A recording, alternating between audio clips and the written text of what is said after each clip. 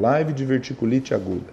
Então, divertículo é o desvio do trajeto normal. Então, você pode ter um divertículo congênito que nasce já com a pessoa, que são os chamados divertículos verdadeiros. Esses divertículos, eles são verdadeiros por quê? Porque eles possuem todas as camadas da parede do intestino do tubo digestivo. Então você tem mucosa, submucosa, muscular e serosa. Ele nasce com a pessoa como o divertículo de Meckel, que é aquele divertículo que tem ali em torno de 30 a 40 centímetros da válvula iliocecal, na região do ilho terminal. Ele pode dar inflamação, que é a diverticulite de Meckel, é mais raro. Tá? Agora, nessa aula aqui, que a gente vai falar da diverticulite aguda, a gente vai falar principalmente sobre os falsos divertículos, os chamados pseudodivertículos do cólon. Né? Por que eles são falsos divertículos? Porque eles não têm todas as camadas da parede da luz. Então, normalmente, você tem um ponto de fraqueza e acontece uma herniação. Então, o divertículo é como se fosse uma hérnia. Olha que interessante. Então, você tem o local onde entram os vasos na parede do intestino, na bordinha das tênias, e vamos falar a localização dele aqui para vocês, você cria um ponto de fraqueza. E quando aumenta a pressão dentro da luz, a mucosa ela hernia naquele orifíciozinho em direção à serosa. Tá? Então, o divertículo falso, ele não tem a camada muscular do intestino, ele tem uma parede muito mais fina, muito mais delgada. Tá? Ele é adquirido, ele surge durante a vida do indivíduo, principalmente indivíduos constipados crônicos, tá? Que tem muito aumento da pressão na luz do intestino. Tá? Então, qual é o local mais comum de surgir esses divertículos? É no lado esquerdo do intestino. Então, cólon descendente, cólon sigmoide. Você pode ter divertículo no intestino todo, tá? Tem a direita, tem a esquerda, tem pacientes que têm o intestino forrado de divertículos, mas a localização principal é do lado esquerdo. E é uma doença que ela é mais ou menos que natural da idade. Quanto mais velho, mais chance você tem de ter divertículos. Então, só para você ter uma ideia, com 50 anos de idade, até 1/3 da população tem divertículos.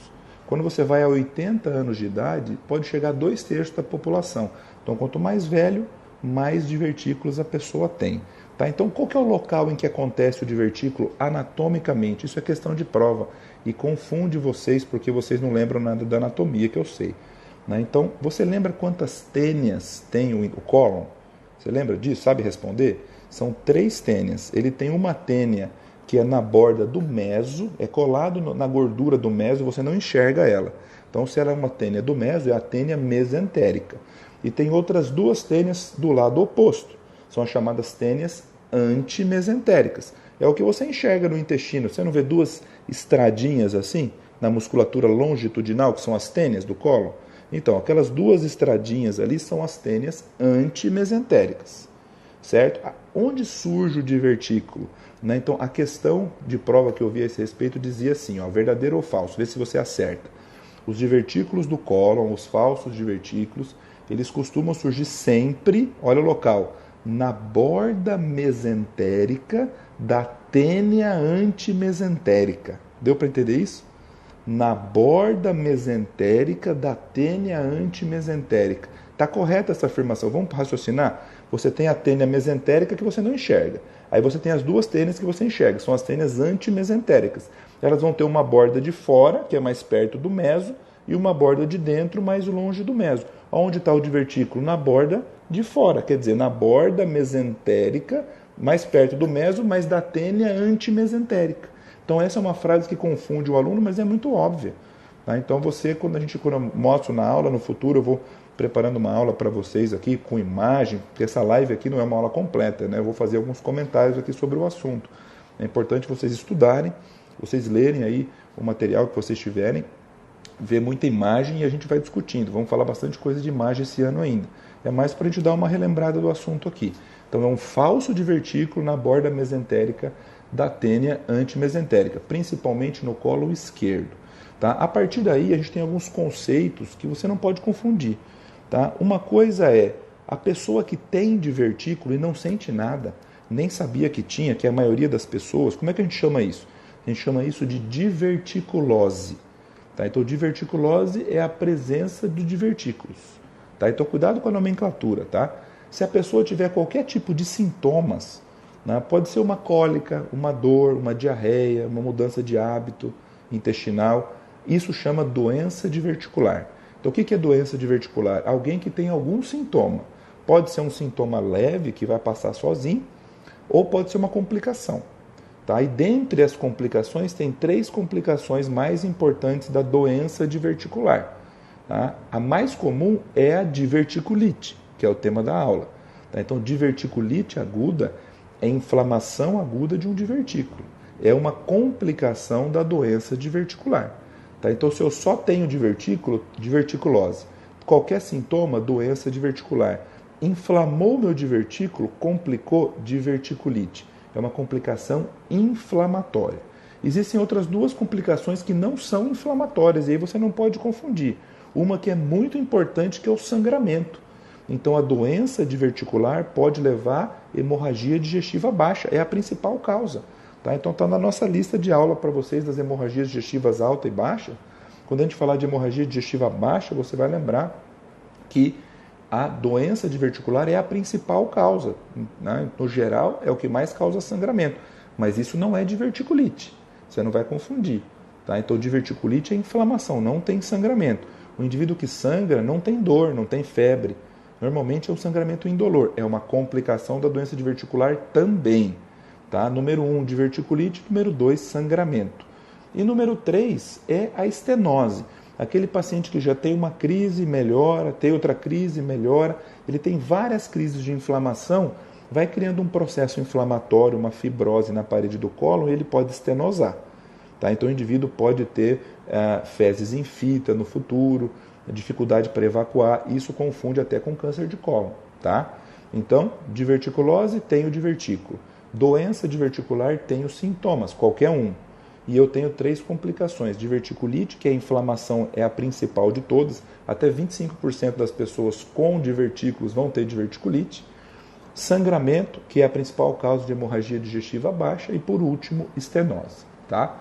Então, agora que você entendeu os termos, agora que você entendeu as possibilidades de complicações, vamos lembrar que na fisiopatologia, eu vou dar uma dica para você aqui, se você, como sempre, quando você entende anatomia, fisiologia, o resto tudo fica fácil, né?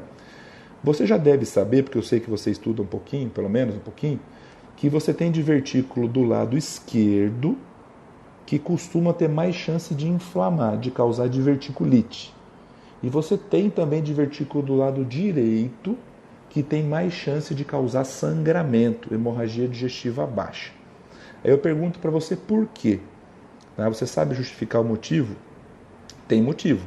E se você souber, fica muito mais fácil, não precisa ficar decorando, inventando frase, inventando mnemônico sem sentido nesse caso aqui. Tá? A fisiopatologia dos divertículos são diferentes. O divertículo do lado direito é chamado de divertículo hipotônico. Por que ele é hipotônico? A base do divertículo, da bolsinha, do saquinho, é mais larga. Tá? Ele tem uma base larga, ele tem uma parede fina. O do lado esquerdo é chamado de divertículo hipertônico. Ele tem uma base estreitinha, ele tem um colo comprido, parece uma raquete, e o divertículo vai lá na ponta. Ele é mais espesso. Tá? Então, o do lado esquerdo é um paciente um pouco mais jovem do que o lado direito, um paciente um pouco mais idoso. Então, você já sabe que você tem o divertículo hipotônico, base larga, do lado direito. E o hipertônico, base estreita, em raquete, do lado esquerdo. Agora pensa comigo, você já não sabe também que o divertículo é formado justamente no ponto de fraqueza, onde entram os vasos? Então, você já não falei isso no começo da aula? Então, sempre na base do divertículo, você pode ter um vaso ali.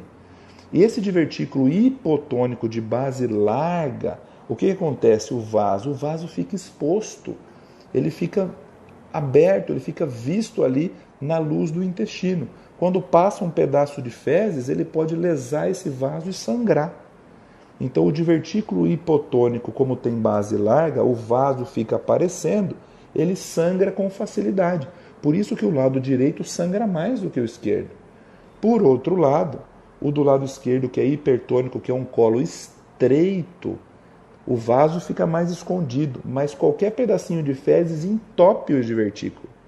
E quando você entope o divertículo, a mucosa ali não consegue secretar aquele muco ali na luz intestinal, ele aumenta a pressão, isquemia, necrose e começa a formar microperfurações, que é a fisiopatologia da diverticulite.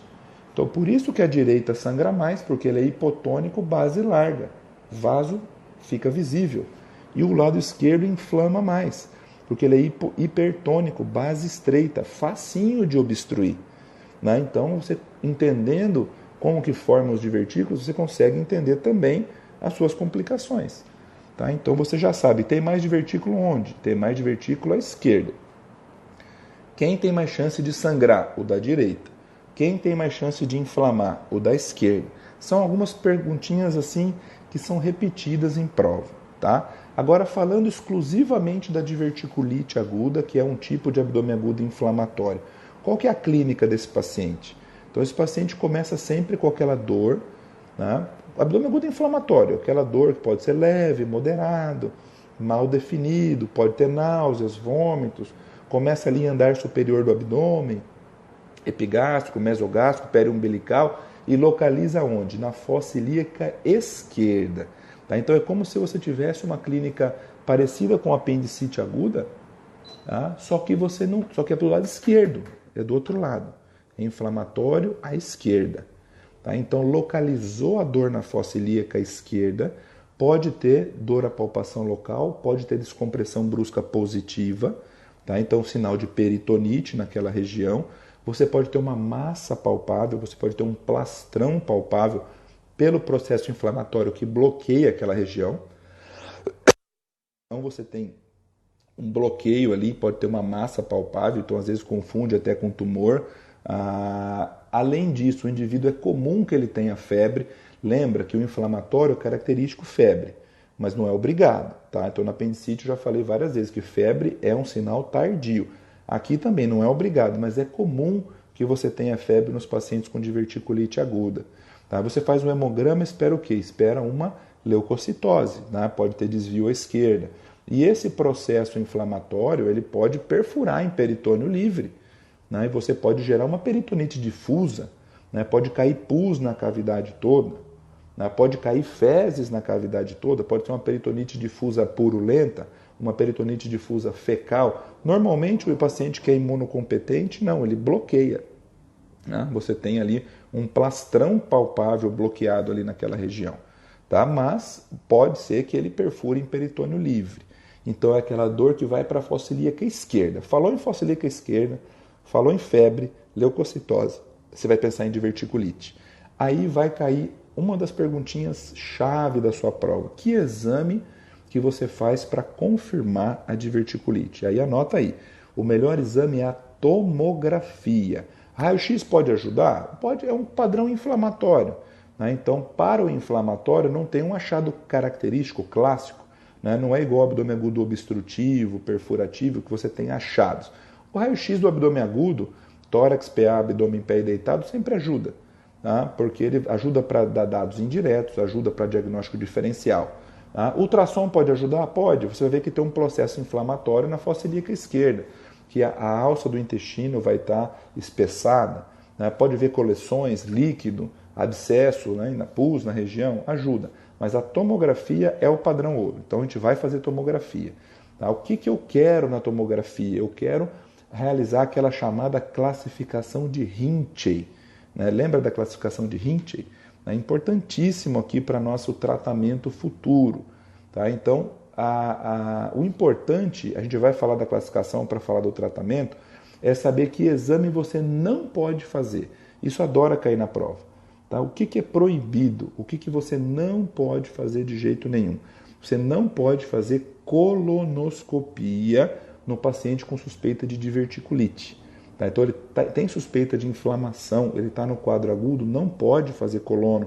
Entra lá no canal do YouTube, tá? Então eu fiz um vídeo para vocês aí, o Brasil que eu quero, um vídeo, fiz uma brincadeira com vocês, que uma das coisas do Brasil que eu quero é ninguém pedindo colonoscopia na emergência para quem tem dor abdominal na fossa ilíaca esquerda e febre.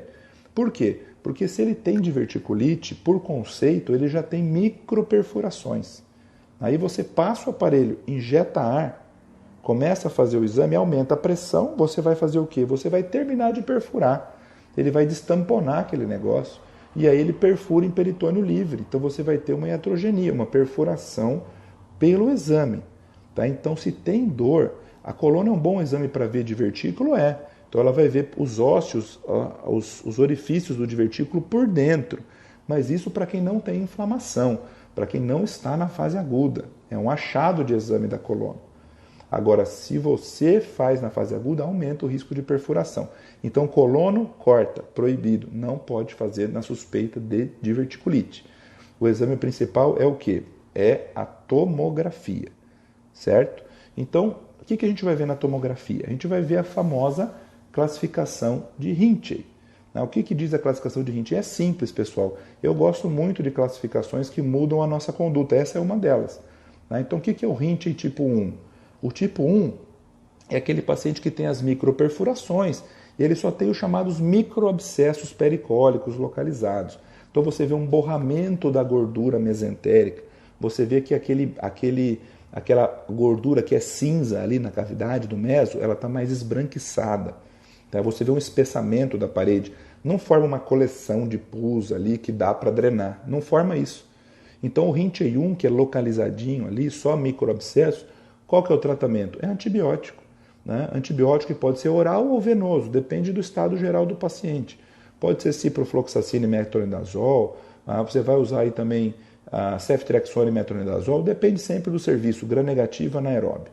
Tá? Dieta, uma dieta, nesse momento você não vai dar muita fibra para o paciente, uma dieta sem resíduos, você não quer aumentar a pressão dentro da luz, uma dieta mais líquida, uma dieta mais pastosa, e antibiótico e também sintomáticos. Costuma melhorar. É uma diverticulite chamada de não complicada. Esse é o Rinchey tipo 1. O que é o Rinchey tipo 2? É aquele que você já tem um plastrão e ali está encapsulando um abscesso. Então você já tem uma coleção de pus. Seja localizada ali na região do sigmoide, seja à distância. Às vezes é lá na pelve, lá embaixo.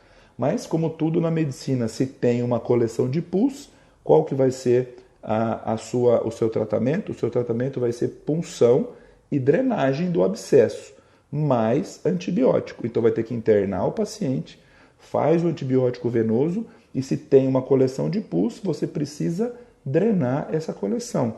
Então é um tratamento intermediário, não é só o antibiótico e não precisa operar ainda. Então o Rinchey 2 tem uma abscessão formado? Funciona. Guiado por ultrassom, guiado por tomografia, tratamento antibiótico mais punção, certo? E o Rinchey 3 e 4 é quando a gente tem peritonite difusa, tá? Sendo que o Rinchey 3 é a peritonite difusa purulenta, então você abre, está cheio de pus na cavidade, tem descompressão brusca positiva em todo o abdômen, vai ser de tratamento cirúrgico. Por quê? Porque tem que lavar a cavidade. Tá? E o Rinchey 4 é a peritonite difusa fecal, é mais grave. Faz uma peritonite química grave, cai fezes em toda a cavidade. Então você vai ter que operar, vai ter que lavar toda a cavidade também. Então o Rinchey 1, só microabscessos ali localizados, pericólicos, só antibiótico, dieta sem resíduos. Rinchey 2, abscessão formado, localizado ou à distância, antibiótico mais drenagem percutânea. Rinchey 3 e 4, peritonite difusa.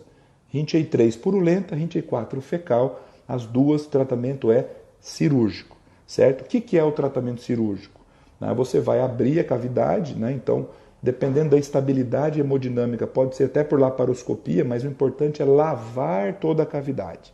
Tá? E aí você vai lá e vai ressecar aquele pedaço que tem uma perfuração, normalmente o sigmoide, o descendente. Então você retira aquele pedaço e aí pensa comigo, o que o cirurgião vai pensar? Tirei aquele pedacinho ali, ficou a parte de baixo do reto e a parte de cima do intestino. Ou você vai fazer anastomose primária, ou você vai fechar o reto e fazer uma colostomia com essa parte de cima, que é a cirurgia de Hartmann. É sepultamento do corto retal e colostomia do corto proximal. Quando é que eu decido uma coisa ou outra? Eu decido uma coisa ou outra de acordo com o meu doente. O doente está chocado, está séptico, com droga vasoativa, está no UTI, vai ficar entubado? É Hartmann. Peritonite fecal normalmente é Hartmann.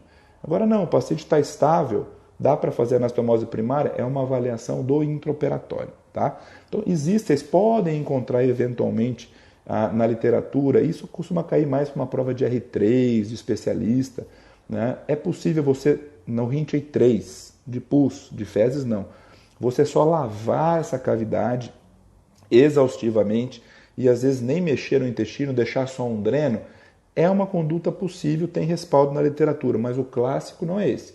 O clássico é lavar e ressecar. E aí você vai ou emendar fazendo anastomose, se o paciente permitir clinicamente, ou fechar o coto retal e exteriorizar o proximal, que é a cirurgia de Hartmann, que é a colostomia. Tá? Então, a classificação de Rinchey te ajuda a ditar o tratamento. Então, por isso é importante você conhecer. Isso aqui vai cair na sua prova. Tá? E por último, tem uma complicação da diverticulite que ama cair na prova, que aquele processo inflamatório ele vai sendo bloqueado pelos órgãos vizinhos e a tendência é que ele crie fístula, que ele fistulize para outros órgãos. E o local que ele mais cria fístula é para bexiga. Como é que chama fístula do cólon para bexiga? Chama fístula colo-vesical. Olha, vesical é de bexiga, não é de vesícula biliar não, hein? Pelo amor de Deus. Tá? Então, se você tem uma comunicação do cólon para bexiga, o que você vai ter de clínica nesse paciente? Primeiro que ele vai ficar tendo uma infecção urinária daquelas, né? Que nada vai melhorar. Qualquer polimicrobiana, cheio de bactéria esquisita na urina. Por quê? Porque tem fezes ali, está contaminado. Pode sair fezes na urina. Mas o mais famoso é quando o indivíduo urina com gás. É a pneumatúria, porque tem uma comunicação com uma víscera oca. Tá? Então sempre vai ter na questão assim, teve uma crise na fossa ilíaca esquerda, febre, melhorou com antibiótico. Daqui um tempo ele começa a ter uma disúria, uma urina esquisita e sai gás na urina.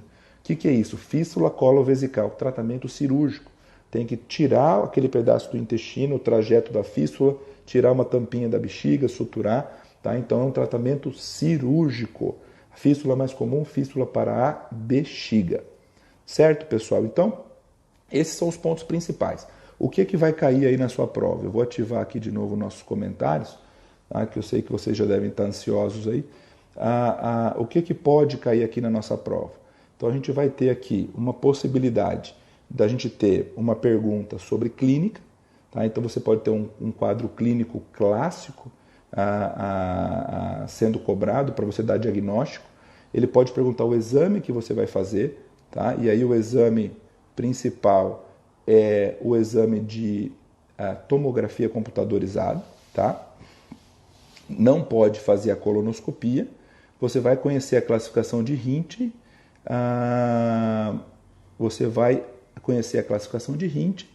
e, consequentemente, você vai também ditar a conduta pela classificação. E sempre lembrar da fístula colovesical. Certo, pessoal? Então, assim, esses são os pontos principais que eu queria passar aqui para vocês na nossa live de hoje. Não estou recebendo aqui o comentário de vocês agora, mas eu vou ver se eu consigo deixar essa live salva para as próximas 24 horas para o pessoal que entrar a seguir.